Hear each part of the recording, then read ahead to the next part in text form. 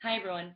Just wanted to give you a brief overview of the final assignment, which is a research paper, and it's due on November 30th. So what I'm asking is that you do a very brief research paper. It's going to be 3 to 5 pages. What you're doing is you're trying to get more in depth and gain more knowledge on an issue in early childhood. So this issue can be an issue that we have already discussed in the course, or it can be an issue that maybe we haven't discussed and you want to get a little deeper. But be prepared to discuss why it is an issue. You really do need to highlight it so I can be sure that it is something that's prominent in early childhood. What I want you to include is first a topic description. This is going to serve as your introduction. So basically introduce the topic, tell me a little bit about it, give background of it, and just set the stage for what you're about to say. Then, issue argument. Why is this an issue in early childhood? And you're going to highlight the concerns and the arguments within this issue. 3. Current position. What are the arguments on either side?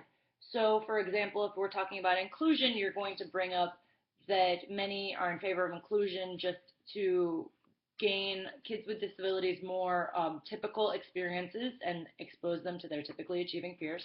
And then the other side might be that full inclusion is very difficult to execute with one teacher. So I would acknowledge both sides. It doesn't always need to be black and white.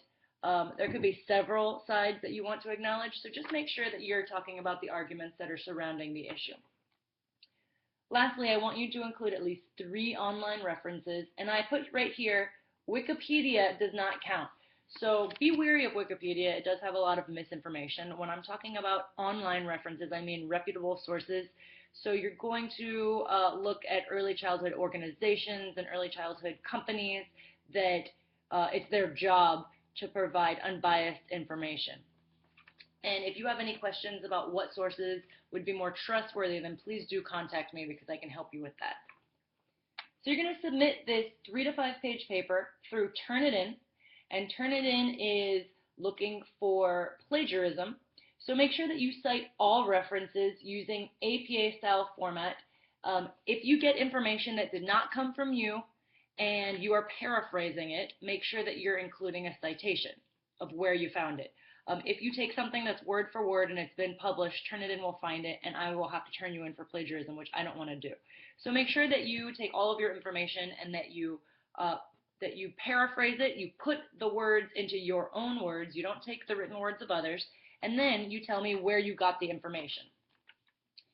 Make sure that you proofread everything. Okay, so I'm going to be marking points off for excessive errors. So make sure you read through it, read it out loud if you have to. It does help finding certain errors that you might skip over when you're reading fast. And it also helps understand if the sentences are written correctly or if it's just easier for you to understand.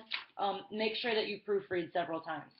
And lastly, if you need any help with APA style formatting for your references, you can Google the Purdue OWL APA. It will break down how to cite everything. There's a table of contents. You can look at the reference page. You can look at the in-text citations. It will break it down in a way that's very easy for you to understand. As always, if you have any questions, concerns, you want to know about sources, you want to see if an issue would be appropriate to write about, then please do contact me. And I'm looking forward to reading all your papers.